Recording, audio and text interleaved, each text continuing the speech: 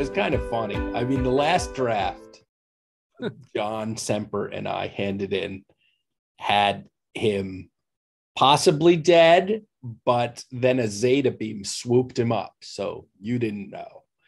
And then when I saw the movie, I'm like, oh my God, they just kept him dead.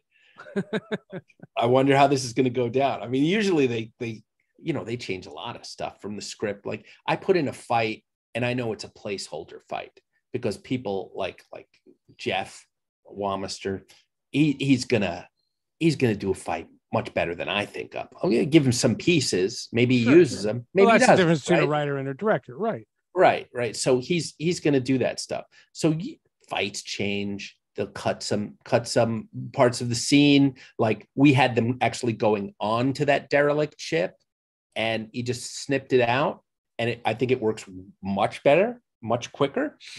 And but you usually don't get something like, well, he was alive, but now he's definitely dead. Like you don't usually get those changes. So it was quite a surprise. Yeah. And I knew we were going to get heat for it, but to all those people who are like, oh no, they killed Hal Jordan 1 star. I'm like, have you ever read a comic book or watched a comic book movie before? Because the only person that has never come back is Uncle Ben from Spider-Man. Yeah, that's it. And I'm sure somebody's freaking working on where Uncle Ben gets the spider powers right now. Okay. Or they will after they hear me say it. But even Thomas Wayne in the Flashpoint, it's like Bruce was killed and he becomes crazy Batman. Right?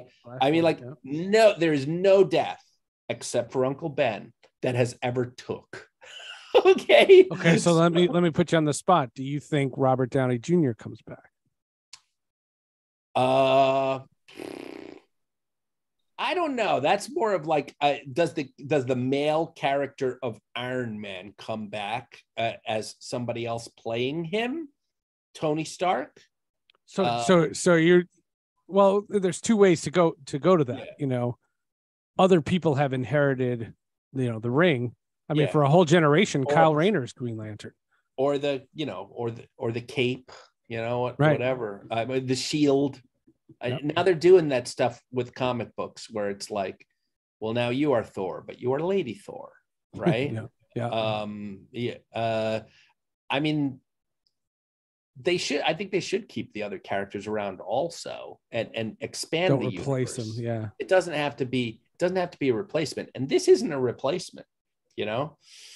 Well, explain that. Like, could it just be that this entire universe, this Tomorrowverse, for lack of a better phrase, is just that was Hal Jordan. Like Hal Jordan came before these movies were done. He was a big time hero.